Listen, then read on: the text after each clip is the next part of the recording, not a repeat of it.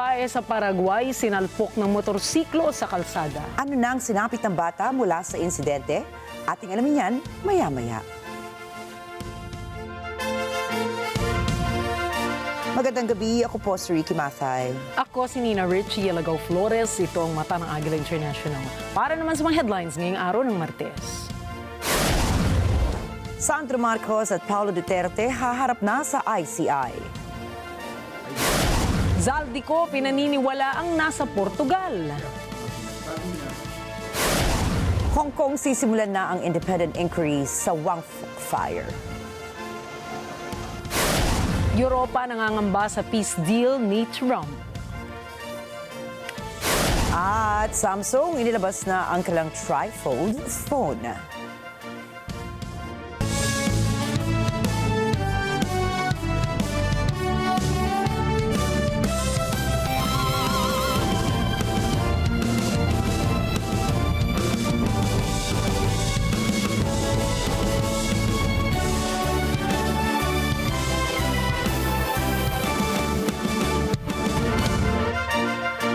Inimbitahan na po ng Independent Commission on Infrastructure o ICI sina Ilocos Norte 1st District Representative Ferdinand Alexander Sandro Marcos at Davao City 1st District Representative Paulo PULONG Duterte na maging resource persons nila sa linggong ito. Ito ay matapos idawit ni dating Ako Bicol Party List Representative Zaldy ko ang mga Marcos sa 2025 National Budget insertions at ang mga paratang na non-existent flood control projects ni Congressman Paulo. Sinabi ni Congressman Sandro na handa siyang dumalo sa mga isinasagawang sesyon ng ICI at tumulong sa mga investigasyon. Itinanggi rin niya ang mga paratang ni Ko at sinabing parte ito ng kanyang destabilization attempt. Samantala, pinabulaanan din ni Congressman Duterte ang isyong ibinabato sa kanyang non-existent flood control projects ni House Deputy Minority Leader and ACT Teachers Party List Representative Antonio Tino. Kinwestiyon kasi ni Tino ang 4.3 billion na halaga ng flood control projects sa 1st District ng Davao City. Git ni Duterte, lahat ng flood control projects na kanyang hawak ay ininspeksyon at inaprubahan ng Department of Public Works and Highways at ng Commission on Audit. Bukod kina Marcos at Duterte, inimbitahan rin ng ICI sina Laguna 4th District Representative Benji Agaraw Jr. na ngayon ay dumalo sa kauna-unahang live streaming ng komisyon, Bulacan 1st District Representative Danny Domingo at Benguet Lone District Representative Eric Yap. Padadaluhin rin sa linggong itong ilang representatives mula sa Land Bank of the Philippines. Naniniwala naman si Department of the Interior and Local Government Secretary John Vic Remulla na nasa Portugal ngayon si dating Ako Bicol Representative Zaldy ko. Sa press briefing sa Malacanang, hinimok ni Remulla ang mga Pilipinong makakakita kay Ko na kuhanan ito ng litrato at iulat sa mga otoridad. Sinabi rin niya na maaaring matagal nang may Portuguese passport si Ko. Ipinaubaya rin ni Remulla sa Department of Foreign Affairs ang mga katanungan ukol sa Golden Visa ni Ko na maaaring nagpapahintulot sa kanya na magtagal sa isang bansa kung siya ay isang investor. Nabunyag sa isang investigasyon ang bilyon-bilyon na allocables na napupunta sa mga distrito ni Ilocos Norte 1st District Representative Sandro Marcos at dating House Speaker Martin Romualdez. Ang allocables ay bahagi ng Department of Public Works and Highways o DPWH budget na dapat sanang nakabase sa Planning at Infrastructure Master Plan para sa distritong nasasakupan ng isang kongresista. Ngunit ayon sa naturang investigasyon, ito raw ay discretionary, politically driven at nagiging bagong anyo ng pork barrel. Mula 2023 hanggang 2025, halos 1.2 trilyon ang naipamahaging allocables. Pinakamalaki rito ang napunta kay Ilocos Norte 1st District Representative Sandro Marcos na umabot sa 15.8 billion pesos. Kasunod naman si Leyte 1st District Representative Martin Romualdez na may 14.4 billion pesos. Ito ang pinakamataas sa buong Kongreso. Mas kapansin-pansin rin na mas malaki pang nakuhang pondo ng Ilocos Norte 1st District na may 320,000 na populasyon kumpara sa mga distritong may milyon-milyong residente. Ang allocables ngayon ay tinuturing na automatic DPWH pork barrel dahil nakapaloob ito sa National Expenditure Program o President's Budget kahit idineklara na ng Korte Suprema na unconstitutional ang pork barrel noong 2013 pa. Sa sistemang ito, executive ang nakatakda o nagtatakda ng kabuuang halaga habang mga kongresista pa rin ang nagdedesisyon kung saan ito ilalagay. Ginagamit umano dito ang tinatawag na BBM parametric formula na ayon sa ibang ulat ay tanging si dating DPWH Undersecretary Maria Catalina Cabral lamang ang nakakaintindi at siya ring lumikha. Ito rin daw umano ang naging basihan ng DPWH budget mula pa 2023. Kahulugan daw nito ay baselined, balanced, and managed na kapareho rin ang initials ng Pangulo. Dahil sa kakulangan ng transparency, lumalakas ang hinalang ginagamit ang allocables hindi para sa tunay na pangangailangan ng distrito, kundi bilang pampulitikang pondo sa ilalim ng Administrasyong Marcos. Inaasahang ilalabas sa December 5 o araw ng Biyernes ang resulta ng pagsusuri ng medical experts sa kalusugan ni dating Pangulong Rodrigo Duterte para tukuyin kung stand fit to trial ito sa kaso ng Crimes Against Humanity sa International Criminal Court o ICC. Ayon sa legal counsel ng kampo ni Duterte na si Nicholas Kaufman, matapos mailabas ang findings ay magsusumite sila ng sagot sa panel ng medical experts bago o sa mismong araw ng December 12. Bagaman hindi tiyak ang magiging laman ng medical evaluation ng panel, umaasa si Kaufman na patutunayan ng findings na tama ang lahat ng kanilang isinumite sa ICC. Higit pa rito, ipinahayag din ni Kaufman ang pagkadismaya nito sa naging desisyon ng ICC Appeals Chamber na ibasura ang pag-apela ng kampo ni Duterte para isang interim release. Target ng Senado na mapirmahan ni Pangulong Ferdinand Marcos Jr. ang 2026 national budget sa December 29 ng taong ito. Ayon kay Finance Committee Chairperson Senator Sherwin Gatchalian, inaasahan na si December 9 maaprubahan na ng Senador sa huli at ikatlong pagbasa. Umaasa rin ang Senador na matatapos ang Bicameral Conference Committee reports sa December 16. Kailangan kasi anyang maaprubahan ng Senado ang panukalang budget para sa susunod na taon sa December 17 bago sila mag-holiday break. Kinumpirma ng Department of Transportation o DOTR na kanilang ide-deploy ang 3 DALIAN train sets sa MRT-3 sa December 25. Hakbang po ito ng kagawaran para mas marami mga pasahero pa ang makasakay sa gitna ng holiday season. Ayon kay MRT-3 General Manager Mike Kapati, nagsagawa na sila ng test run sa isa sa mga DALIAN trains para makasiguro sa kahandaan at kaligtasan kapag gagamitin na ito ng mga pasahero. Habang inaasahang sasailalim sa testing ang 2 natitirang DALIAN trains ngayong Disyembre. Ayon sa DOTR, kaya magsakay ng kabuang 1,156 na pasahero ang isang DALIAN train car. Nilinaw ng Land Transportation Office o LTO na sa Enero at 2 ng susunod na taon pasisimulan ang pag-impound sa mga e-bike at E-TRIKE na mahuhuling dumaraan sa National Highway.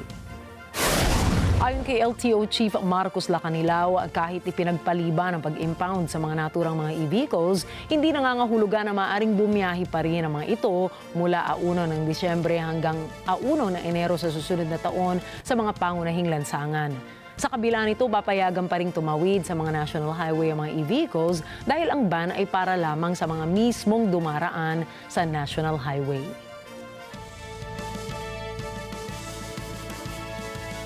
Inuobliga ngayon ng Department of Labor and Employment o DOLE na magpatupad ang mga employers ng safety protocols upang matiyak na handa at ligtas ang kanilang mga manggagawa sa panahon ng sakuna.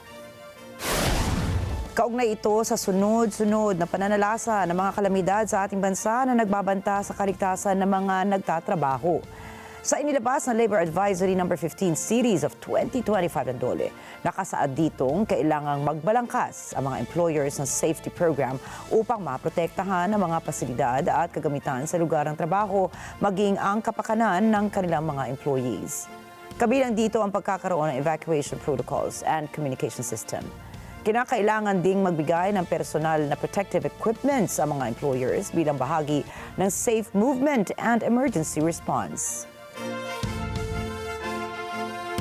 Inamin ni Department of Economy, Planning and Development o DEP Secretary Arsenio Balisacan na malabong maaabot ng Pilipinas ang economic growth target nito na 5.5% hanggang 6.5% para sa taong 2025. Ayon sa kalihim, dapat makuha ng Pilipinas ang 7% growth na darating o sa darating na huling quarter ng taon para maabot ang 5.5% na full-year growth projection. Nitong third quarter, lumago sa 4% ang Gross Domestic Product o GDP ng Pilipinas. Iginit ni Balisacan na sa kasalukuyang lagay ng Pilipinas at sa available na datos na hawak ng gobyerno, imposibleng maabot ng pamahalaan ang 7% sa huling quarter ng taon. Susunod, independent investigation sa nangyaring sunog sa Hong Kong sisimulan na. Binubuong Russia-Ukraine peace plan, pinangangambahan ng Europa. At Venezuelan President Nicolas Maduro nauubusan na ng opsyon sa kanyang pagbaba sa pwesto. Yan at iba pang mga balita sa pagbabalik ng Mata ng Agila International.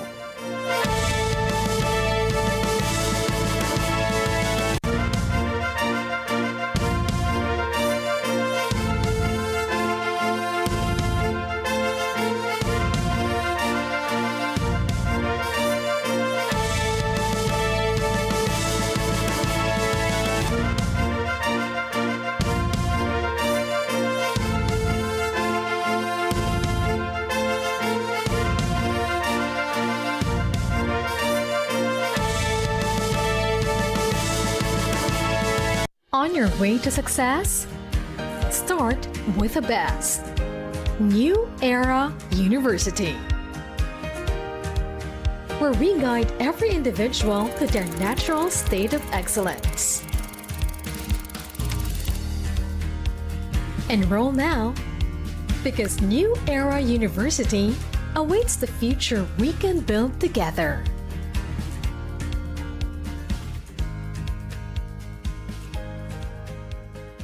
Despite the alarm being sounded, our planet keeps getting warmer. That's particularly apparent in heavily populated urban areas. The abundance of steel and concrete makes summer months often unbearable.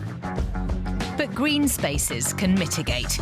There are some creative solutions out there from all over the world. Look at this park, right in the heart of Singapore. Beautiful, right? 20 years ago, the river here looked like this. Freeing it up has not just made this area prettier, it also helps save lives. That's because floods and heat waves are becoming a lot more common. This is an especially big problem for cities, where more than half of the world's population lives. How Singapore and other cities will adapt will make the difference between living with chronic risks for life and health, or just occasional discomfort. So let's look at what some of the biggest cities around the world are getting right, and what others can learn from it. Global Us.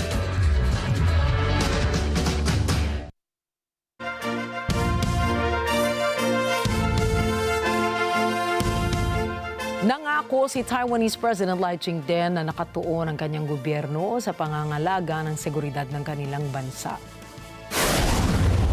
国家安全完全没有任何妥协的空间，国家主权和自由民主的核心价值，是我们立国的根本，无关意识形态之争，这是全体台湾人民的共同立场。 Isang pagtitipon kasama mga reservists sa ilan, iginiit ni Pangulong Lai na ang soberanya, kalayaan at demokrasya ng Taiwan ang pundasyon ng bansa. Git rin nito na hindi kailanman mabibili o makokompromiso ito habang siya ang nakaupong pinuno ng Estado.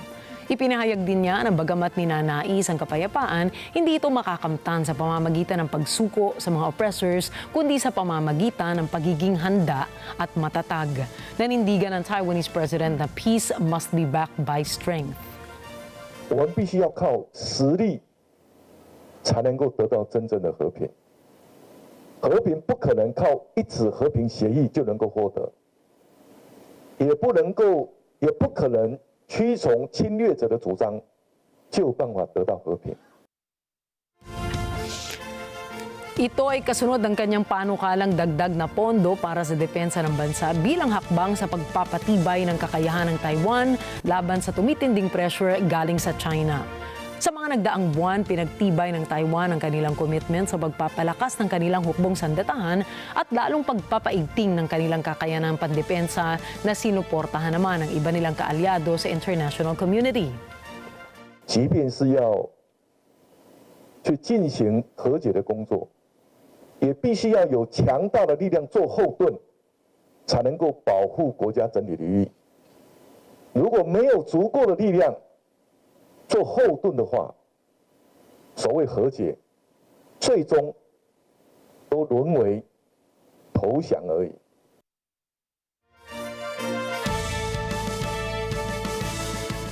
Sisimulan na sa Hong Kong ang independent investigation ukol sa naging sunog sa Wang complex. I call for thorough investigation and serious reform. We will overcome the obstacles of vested interests, pursue accountability, regardless of who he or she is.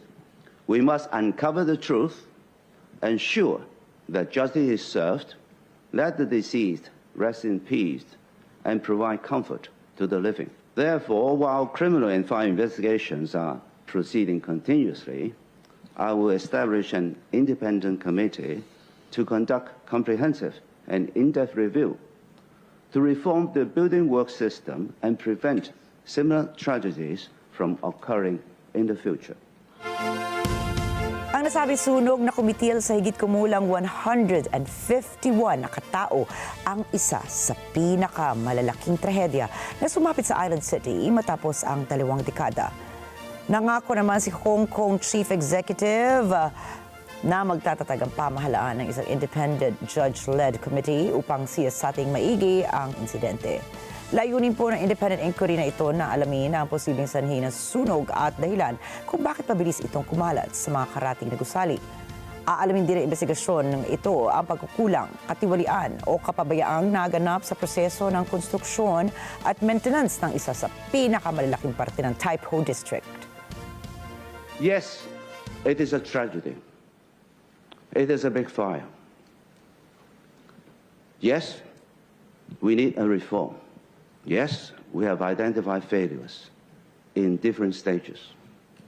That is exactly why we must act seriously to ensure that all these loopholes are plugged so that those who are responsible will be accountable.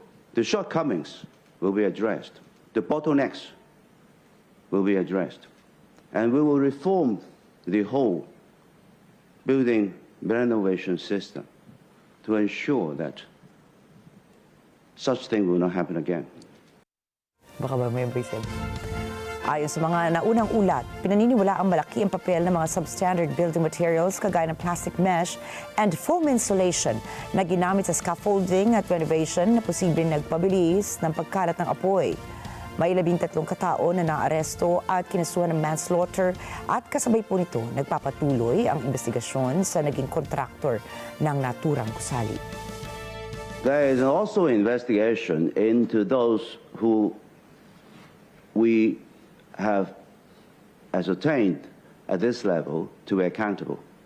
These include 13 people arrested by the police for suspected manslaughter, and also about 12 people arrested by the ICAC for corrupt practices, which relate to this tragedy.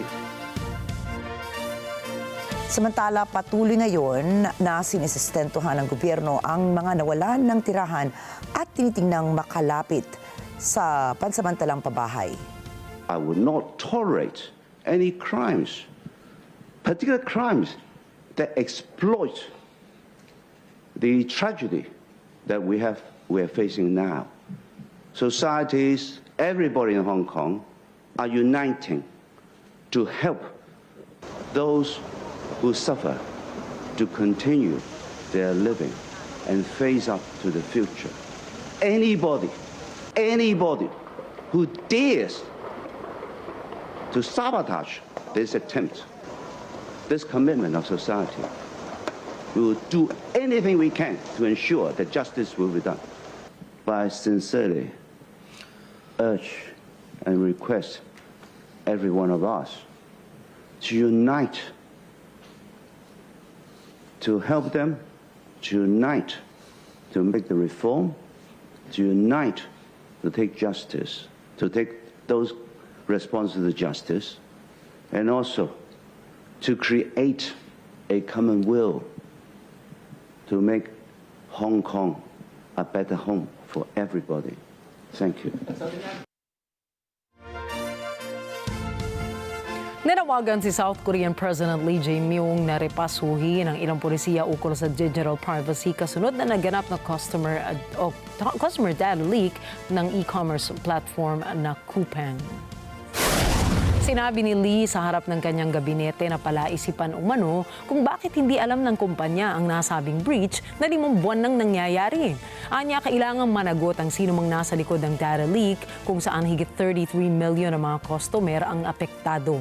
Kinakailangan umanong bigyan ng mataas na pagpapahalaga ang pagbibigay seguridad sa digital personal information. Humingi naman ang paumanhin ng KAUFMAN at makikipagtulungan umano ito sa mga otoridad upang maresolba na ang issue. 이번 사태로 인해서 피해를 입힌 쿠팡의 고객들과 국민들에게 심려를 끼쳐드려서 너무 죄송한 말씀과 사과의 말씀을 드리고 싶습니다. 그거는 지금 그것이야말로 지금 수사의 영역인 것 같고요. 저희는 지금 경찰과 정보기관에 적극 협조를 하고 있습니다. 오히려 정부의 조사나 수사가 이루어지면은 그런 부분들은 오히려 명확해질 거라고 생각을 하고 있습니다. Inanunsyo ng Russia na matagumpay na nilang nasakop ang syudad ng Pokrovsk sa Ukraine. Isa ito sa mga pangunahin at mahalagang logistics hub ng bansa na mahigit 2 taon nang under siege. Iniulat ni Russian Chief of Staff Valery Gerasimov na Kremlin ang matagumpay na operasyon nang bumisita si President Vladimir Putin sa isang frontline command center. Binigyan diin ng Kremlin na magpapalakas sa kanilang opensiba ang pagsakop sa Pokrovsk dahil sa magbubukas ito ng ruta para sa mas mabilis na paggawa ng plano nilang security zone. Pinabulaanan ng Ukraine ang mga ulat ng Russia na nasakop na nito ang nasabing lugar.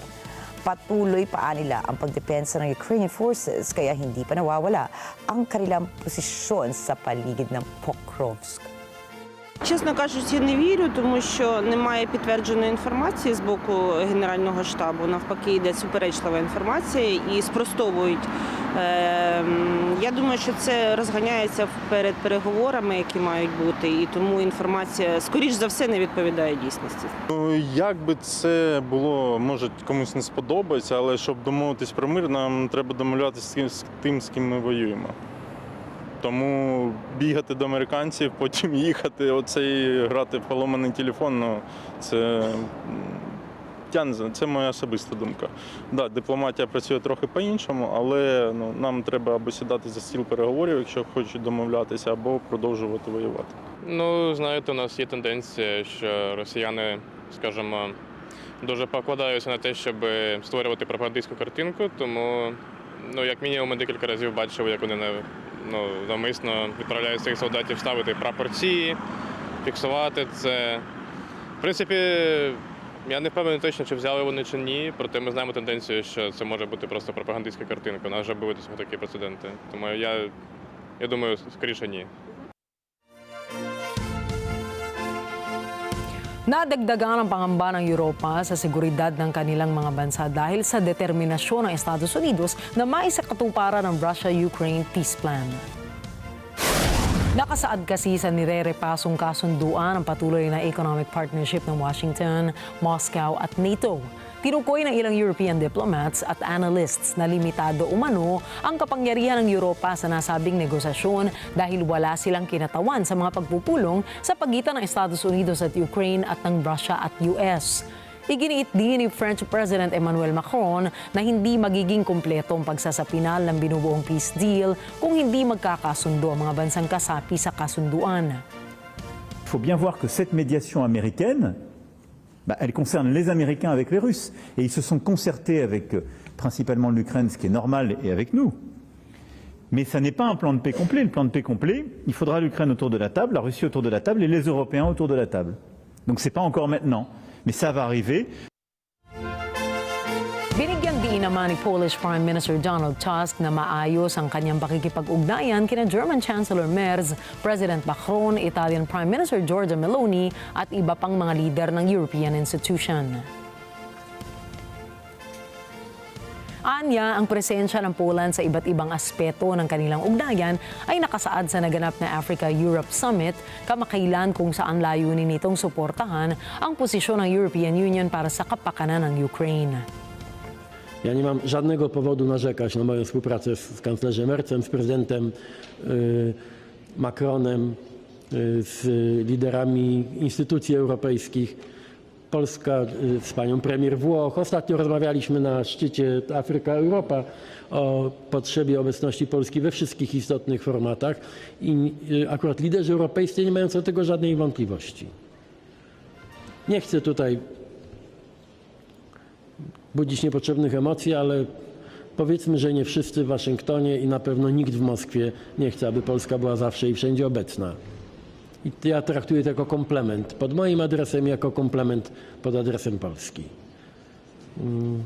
To może tyle, bo za dużo powiem. Nagbabala naman si European Union Foreign Policy Chief Kaja Kallas na hindi makabubuti para sa Ukraine at sa EU ang anumang pressure na magtutulak sa Kiev na isuko ang kanilang teritoryo.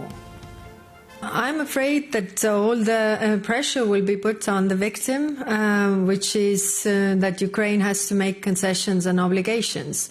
Whereas, in order to have peace, we shouldn't lose focus that it's actually Russia who has started this war, and Russia that is continuing this war, and Russia that is really targeting civilians, civilian infrastructure every single day to cause as much damage as possible. All the pressure will be put on the weaker side because that is the easier way to stop this war when Ukraine surrenders, but this is not in anybody's interest.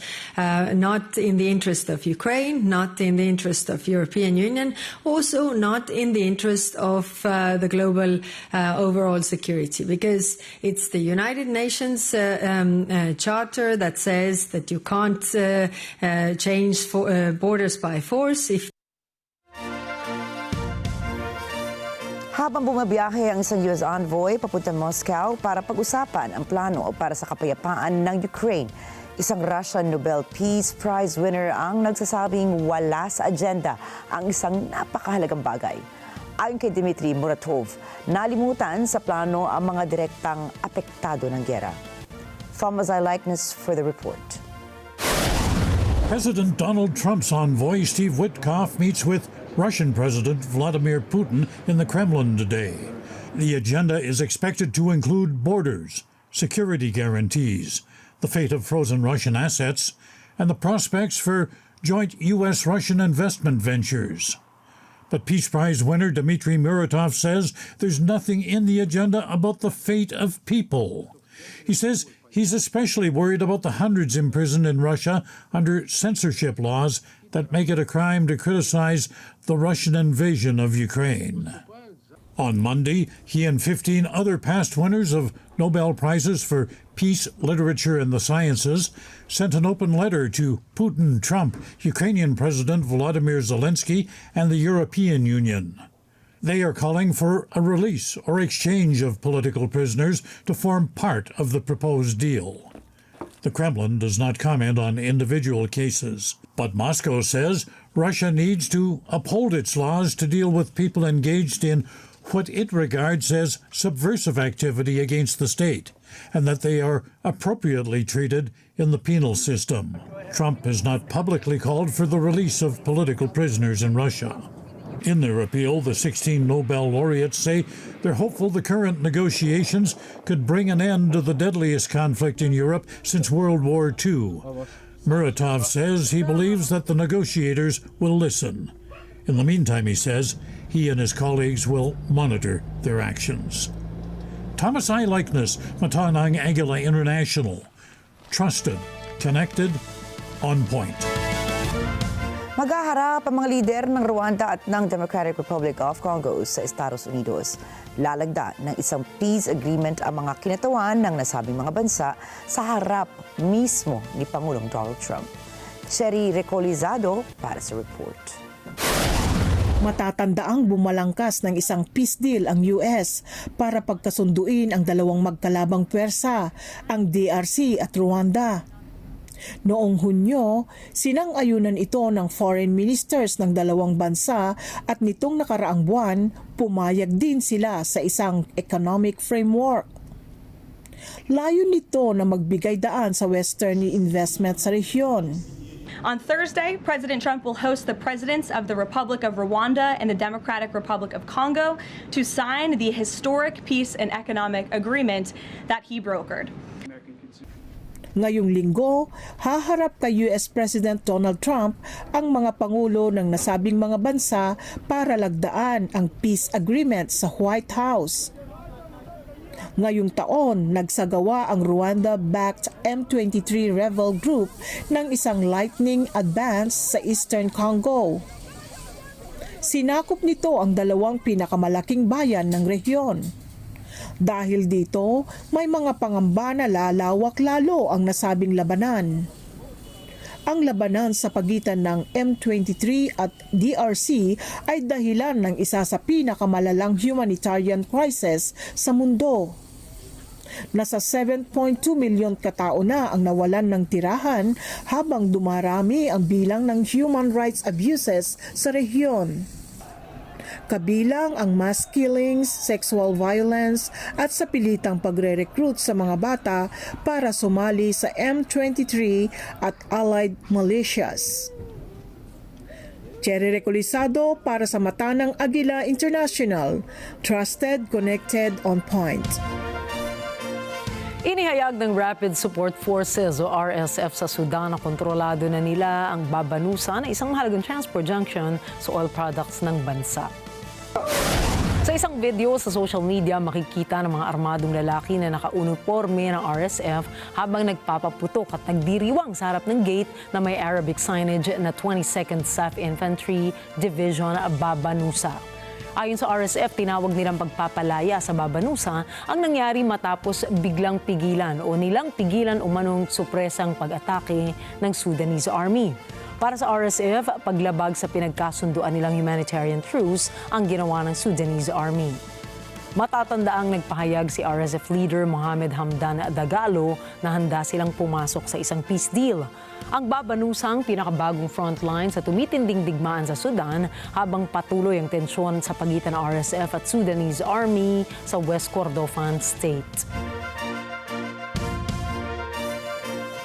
Nagkaroon ng pag-atake ang mga armadong grupo sa central region ng Haiti na ikinasawi ng ilang mga residente at nagkasunog ng mga tahanan doon. Kaagad namang nagpatawag ng backup ang mga pulisya at sinabing mahigit 50% ng Artibonite region ang napasailalim na sa kontrol ng mga armadong grupo matapos ang malawakang pag-atake sa mga bayan ng Bercy at Honson. Ayon sa isang opisyal, nakumpirma niya ang halos 100 nasawi sa nangyaring insidente. Marami naman ang nakaligtas at tumakas patungo sa baybayin ng San Mark kung saan daan-daang residente ang nanawagan ng agarang pagkilos laban sa mga armadong grupo. Ayon sa isang political activist, sinabi ng mga armadong grupo na sasakupin nila ang nasabing bansa. Nauubusan na ng opsyon si Venezuelan President Nicolas Maduro para bumaba sa pwesto kapalit ng ligtas na pag-alis sa Venezuela na garantiya ng Estados Unidos. Ito'y matapos tanggihan ni US President Donald Trump ang mga kahilingan ni Maduro sa isang maikling pag-uusap na naganap noong Nobyembre 21. Nangyari sa pag-uusap sa gitna ng tumitinding presyon sa pagitan ng Estados Unidos at Venezuela, kabilang ang mga operasyon sa Caribbean, kaugnay sa drug smuggling, mga banta ni Trump ng posibleng operasyon sa lupa at pagdeklara sa Cartel de los Soles na iniuugnay ng Estados Unidos kay Maduro bilang foreign terrorist organization. Sa kabila nito, patuloy na itinatanggi ng pamahalaan ni Maduro ang lahat ng criminal accusations at sinasabing layon lamang ng Estados Unidos na baguhin o kontrolin ang likas na yaman ng bansang Venezuela. Sinabi ni Maduro na handa siyang umalis mula sa Venezuela kapalit ng legal amnesty para sa kanya at sa kanyang pamilya, kasama ang pag-alis ng lahat ng US sanctions at pagtigil ng kaso niya sa International Criminal Court. Tinanggihan naman ni Trump ang karamihan ng kahilingan at binigyan si Maduro ng 1 linggo para lisanin ng Venezuela kasama ang kanyang pamilya. Samantala, kinumpirma ni Trump noong linggo na nagkaroon sila ng pag-uusap ni Maduro, ngunit tumangging magbigay ng karagdagang detalye. Ayon sa ulat, nagpadala umano si Trump ng diretsong mensahe kay Maduro sa gitna ng 4 na buwang pressure campaign, kabilang ang malakihang deployment ng US Navy sa hilagang baybayin ng Venezuela. Pinahintulutan ni Defense Secretary Pete Hegseth ang isang admiral na atakihin ulit ang isang bangka na pinaghihinalaang may lamang droga. Paglilinaw ito ng White House ukol sa kinikwestisyong second strike sa sinasabing Venezuelan drug boat na ikinamatay ng 11 katao. Raisa Mangilit po para sa report. Kinumpirma ng White House na inaprubahan ni Admiral Frank Bradley ng U.S. Special Operations Command ang pangalang beses na pag-atake sa inakasahan nitong drug vessel. Ayon kay Press Secretary Caroline Leavitt, may karapatang legal si Bradley na pahintulutan ang nasabing second strike. President Trump and Secretary Hegseth have made it clear that presidentially designated narco-terrorist groups are subject to lethal targeting in accordance with the laws of war. With respect to the strikes in question on September 2nd, Secretary Hegseth authorized Admiral Bradley to conduct these kinetic strikes. Admiral Bradley worked well within his authority and the law, directing the engagement to ensure the boat was destroyed and the threat to the United States of America was eliminated. Pinangatwira na ni Leavitt ang mga pagpatay na ito sa mga taong sakay ng umano'y drug vessels. Anya ito ay dahil banta sila sa US. And I would just add one more point to remind the American public why these lethal strikes are taking place. Because this administration has designated these narco-terrorists as foreign terrorist organizations. The president has a right to take them out if they are threatening the United States of America and if they are bringing illegal narcotics that are killing our citizens at a record rate, which is what they are doing. Isang itong batikos laban sa kontrobersyal na pangawalang pag-atake dahil may naiwan pang buhay sa bangka kung kay muling inatake ito para matiyak na walang nakaligtas. Ani Leavitt, nakabatay sa batas ang mga ganitong aksyon ng Admiral. Again, as I read for you, Admiral Bradley worked well within his authority and the law. He directed the engagement to ensure the boat was destroyed and the threat of narco-terrorists to the United States was completely eliminated. Nang tanungin si Leavitt kung anong batas ang pinagbatayan ng no survivors, narito ang kanyang sagot. The strike conducted on September 2nd was conducted in self-defense to protect Americans in vital United States interests. The strike was conducted in international waters and in accordance with the law of armed conflict. Binigyang diin ni Leavitt na karapatan ni Trump na pumatay ng sino mang may bitbit na illegal na droga papasok sa bansa. However, the president has made it quite clear that if narco-terrorists, again, are trafficking illegal drugs towards the United States, he has the authority to kill them. And that's what this administration is doing.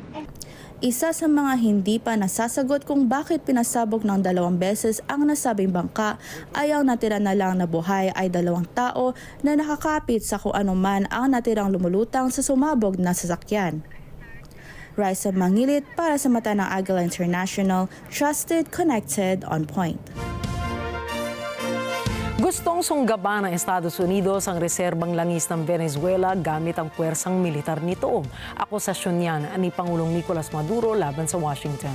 Si Laurel Montajes para sa karagdagang detalye. Dahil saan niya balak ng US na sunggaban ang oil reserves ng Venezuela, nagbanta si Pangulong Nicolas Maduro na magkakaroon ito ng masamang epekto sa global market. Inihayag ang mensaheng ito ng Pangulo ni Venezuelan Vice President Delcy Rodriguez sa isang OPEC virtual meeting.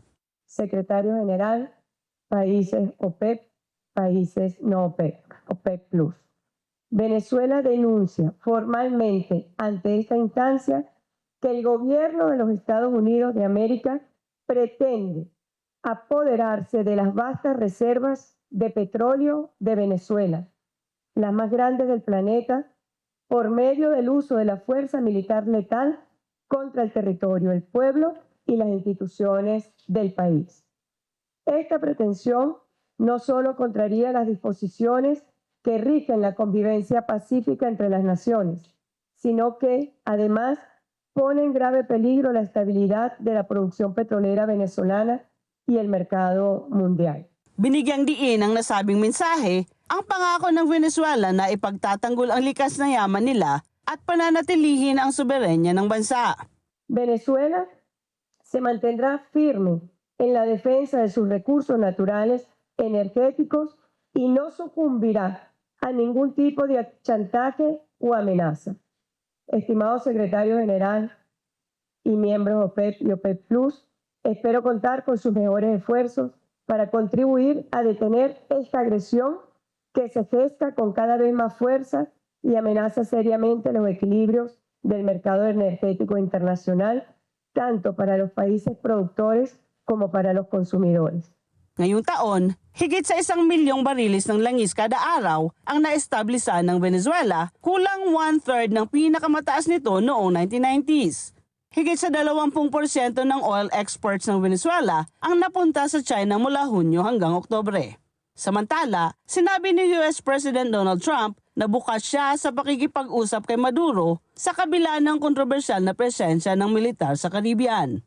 Matatanda ang hirap makakuha ng foreign investments ang Caracas sa outfields nito dahil sa US sanctions. Ilang ulit namang sinabi ni Trump na ang mga pag-atake ng US sa umano'y drug boats sa Caribbean at Pacific ay maaaring mauwi sa land action. Gayunman, sinabi rin ng Pangulo na nakipag-usap siya kay Maduro tungkol sa isang posibleng pagbisita nito sa Washington. Noel Montajes para sa Mata ng Agila International. Trusted, connected, on point. Susunod, death toll mula sa dumaang bagyo sa Asia lumakas. Samsung inilabas na ang kanilang bagong tri-fold phone. At tennis legend Grand Slam champion Rafael Nadal ginawa na medalya sa Espanya. Mga detalye po ng mga balita niyan at iba pa mga balita sa pagbabalik pa rin ng Mata ng Agila International.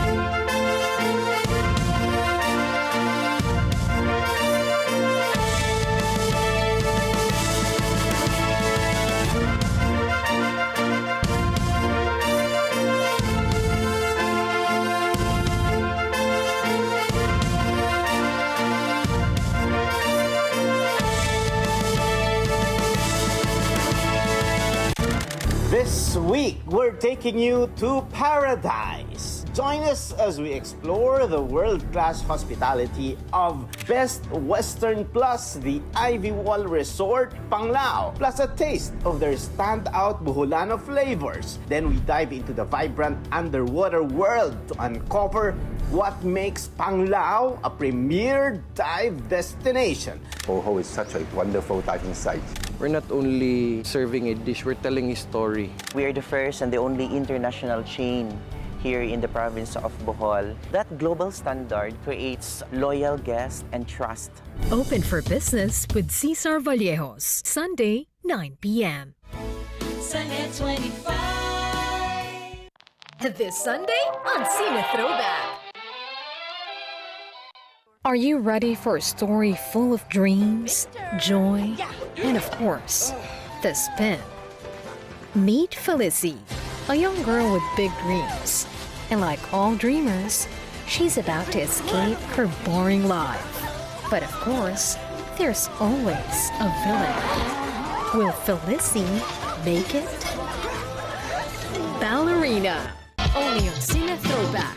This Sunday, 12 noon, here on Net 25. Let's get together. Sunday 25. Sunday 25.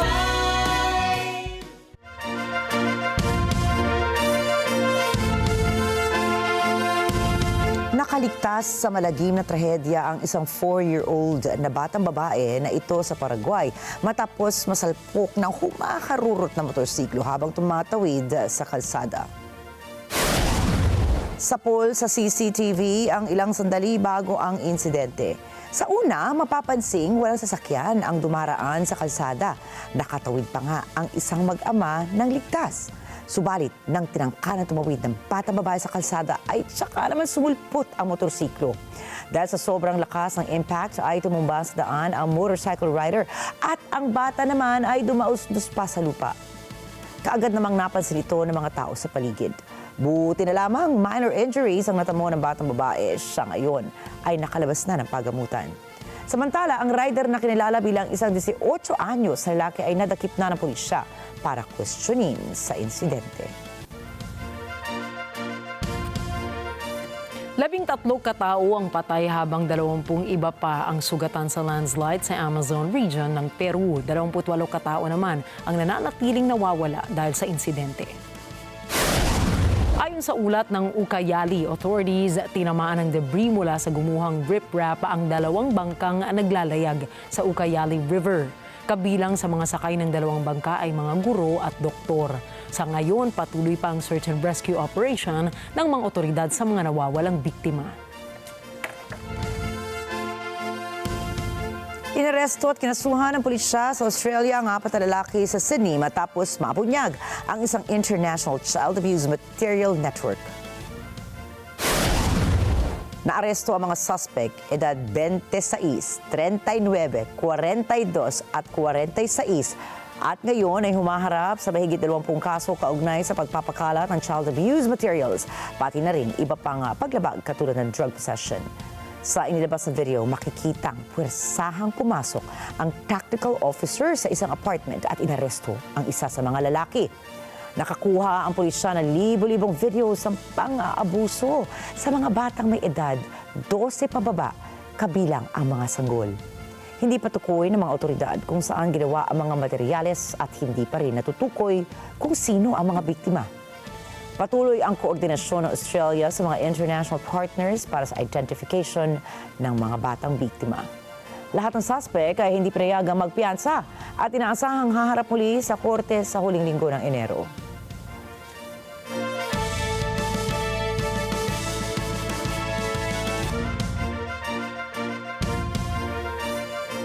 Nagmamadali ang rescuers na hawiin ang mga daan at maghatid ng tulong sa higit 250 milyong katao na biktima ng bagyo sa Sri Lanka.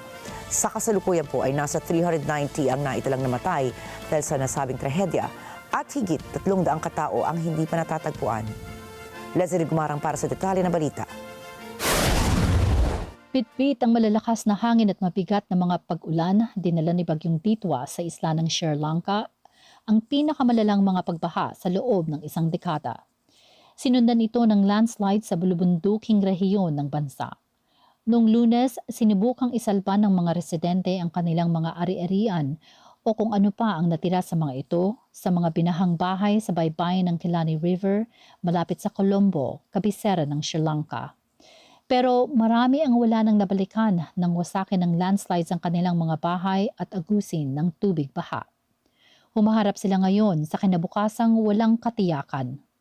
Samantala, dala ng Army ang mga pangunahing mga supply na kailangan sa mga komunidad na nawalay dahil sa mga pagbaha. Sa ilang rehiyon, dala ng helicopter sa ospital ang mga nangangailangan ng atensyong medikal.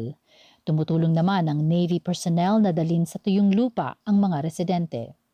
Gayunman, nagbalik na ang mga biyahe ng tren at eroplano matapos maantala kamakailan. Pero nananatiling sarado ang mga eskwelahan. Ito ang unang pagkakataon na tinamaan ng SAKUNA ang buong bansa. Tinawag ito ng Pangulo na pinakamapanubok na pangyayari sa kasaysayan ng Sri Lanka. Halos 1 milyong katao ang apektado ng bagyo. Sa kasagsagan nito, lumikas ang may 200,000 mga tao papunta sa higit 1,300 silungan na inihanda ng gobyerno. Bibilang ng ilang linggo bago tuloy ang malinis sa mga paligid habang iniisip ng mga residente kung paano nila itatayong muli ang kanilang pamumuhay. Ana Kui para sa mata ng Agila International, trusted, connected, on point. Arestado ang 4 katao sa South Korea matapos umanong i-hack ang higit 120,000 video cameras sa mga bahay at negosyo. Ang mga sospek, ginamit ang mga ito para gumawa ng sexually exploitative materials na ibinenta naman sa isang overseas website. Ayon sa pulisya, sinamantala ng mga sospek ang kahinaan ng mga Internet Protocol o IP cameras, kabilang ang paggamit ng sobrang simpleng passwords, kaya't madaling napasok ang mga lugar gaya ng mga private homes, karaoke rooms, isang Pilates studio at maging isang clinic ng gynecologist. Base sa National Police Agency, kumilos ng magkakahiwalay ang 4. Ang sospek ang umano'y nakahack ng 63,000 cameras at gumawa ng 545 videos na ibinenta naman kapalit ng 35 million won na virtual assets. Isa pa ang nakahack umano ng 70,000 cameras at nagbenta ng 648 videos kapalit naman ng 18 million won. Sila ang responsable sa halos 62% ng lahat ng illegal videos na naipost sa website nitong nakaraang taon. Kumikilos na ang mga otoridad para i-block at ipasara ang naturang website at nakikipag-ugnayan sila sa foreign agencies para matukoy ang operator nito. Arestado rin ang 3 tao na bumili o nanood ng iligal na materyal. Sa ibang balita, nagkukumahog ang Spanish Police, mga sundalo at park rangers na matunto ng mga baboy ramo na maaring nahawahan ng African Swine Fever o ASF. Target ng mga otoridad na pigilan ang pagkalat ng ASF sa mga alagang baboy. Si Ashley Monterde para sa report. Pinupunteriya ngayon ang mga ligaw na baboy ramo sa Spain upang mapigilang kumalat ang African Swine Fever sa mga alagang baboy. Pinakamalaking exporter ng baboy ang Spain sa European Union. Pangalawang pinakamalaki naman ito sa mundo. Taon-taon nag-e-export ito ng baboy sa halagang $8 billion. Kumikita ito ng higit 25 billion euros at nagbibigay ng hanap buhay sa higit 400,000 mga manggagawa. Kaya naman mahigpit ang kampanya ng mga awtoridad kontra sa nasabing sakit. Gumagamit sila ng drones, infrared technology, pati na sniffer dogs para makahanap ng katawan ng baboy ramo na susuriin. Sinarahan na rin nila ang mga lugar kung saan may bakas ng mga hayop tulad ng sa ilalim ng highways at mga tubo para pigilan sila na tumawid sa iba pang mga lugar. Itinataboy na rin ang mga bisita mula noong weekend sa Collserola Mountain Range ng Barcelona. Ito ay isang kilalang atraksyon para sa mga naglalakad, siklista at mga tumatakbo mula sa lungsod. Sinabihan na rin ang mga nakatira sa loob ng parke na huwag pakawalan ang mga alagang aso nila at i-report kung makakita ng mga baboy ramo. Agad namang nililinisan ng mga opisyal na ang mga sarili at mga sasakyan nila pagkatapos nilang inspeksyonin ang mga lugar na iniikutan ng mga baboy ramo. Hinigpitan na rin ang mga kabukiran gamit ang disease prevention protocols, kabilang ang testing at pagka-quarantine ng mga bagong hayop, perimeter fencing at bird nets, regular disinfections at pagsusuri sa iniinom na tubig. Nagpatupad na rin ng dress code para sa mga empleyado at tamang pag-iimbak ng pig samples. Samantala, sinusuri ng government veterinarians ang farms para kumuha ng samples. Hanggang ngayon, wala pa namang nagpopositibo sa halos 40 sa lugar. Matatandaan nang magkaroon ng swine fever outbreak noong 1994 at kumalat ang virus sa farms, napakaraming baboy ang binatay at inihinto ang pag-e-export nito. Sa EU, pinakamalaking pork export markets ng Spain ang mga bansang France at Italy. Samantalang sa labas ng EU ay mga bansang United Kingdom, China at Japan. Inihinto ng Spain lahat ng pork shipments nila sa China noong Biyernes bilang pag-iingat matapos kumpirmahin ng Beijing ang isang protocol na nilagdaan ngayong taon. Ibig sabihin, haharangan lang nito ang imports mula sa mga rehiyong apektado ng virus. Ashley Sakmar para sa Mata ng Agila International. Trusted, connected, on point.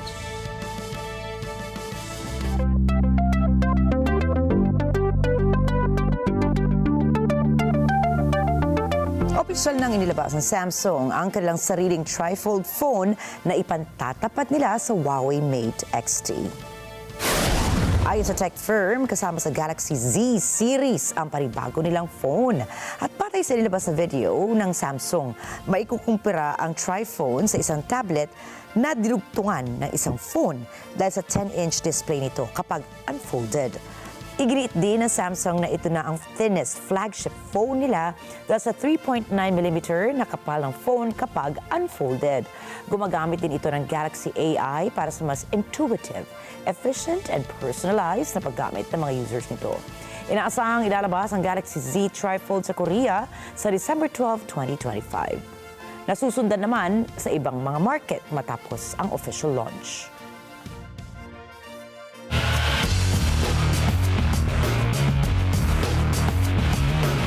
Isang bagong pagkilala ang iginawad kay tennis legend Rafael Nadal. Gracias por acompañarme esta noche y bueno, gracias a todos. La verdad que me hace muchísima ilusión poder compartir esta noche con todos vosotros y bueno, ya estaréis cansados de mí, que al final para aquí para allá, pero nada, solo puedo decir gracias.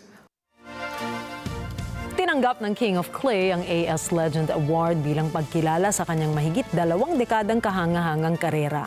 Ang AS Legend Award ay nagsilbing papuri sa 22-time Grand Slam champion para sa taglay niyang galing, sipag at dedikasyon sa larangan ng tennis. Ginawaran siya ng parangal sa isang gabi ng pagpupugay sa mga naging sports icons ng Espanya kung saan nakasama niya sina 7-time MotoGP champion Marc Marquez, Indy 500 winner Alex Palou at mga football players na sina Rafael Varane, Jesus Navas, Fernando Torres, T. Raul na nakatanggap naman ng Lifetime Achievement Awards.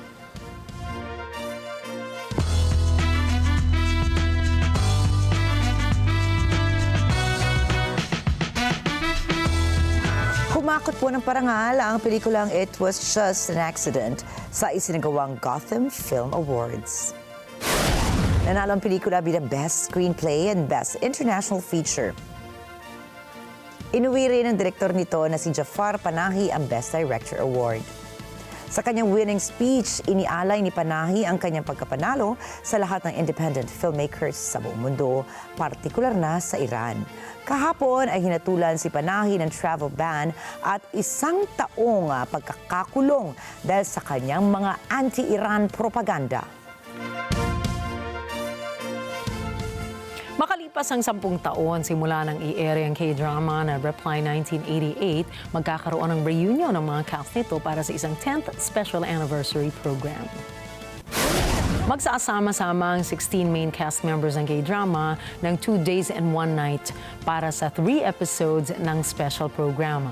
Pangungunahan ng kilalang variety producer na si Na Yong-seok o mas kilala bilang Na PD. Kasama si Director Shin Gon-jun ang production ng show. Ang Reply 1988 ay tungkol sa kwento ng 4 na pamilyang magkakapitbahay at ipinapakita kung paanong nabuo ang kanilang mga pagsasamahan, partikular ang pagkakaibigan ng kanilang mga anak hanggang sa kanilang pagtanda. Pinagbibidahan ito ng ilang sikat na Korean actors kagaya ni Lee Hye-ri, Park Bo-gum, Go Kyung-pyo, Ryu Jun-yeol at Lee Dong-hui.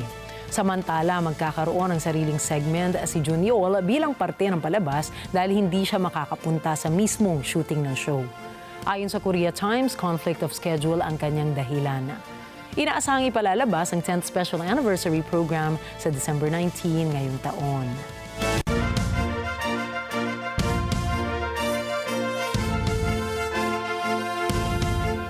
At narito po kami para maghatid ng balita sa mga dako ng mundo. Magandang gabi, ako po muli si Ricky Matay. Ako si Nina Richie Lago Flores. Ito po ang Mata ng Agila International. Trusted, connected, on point.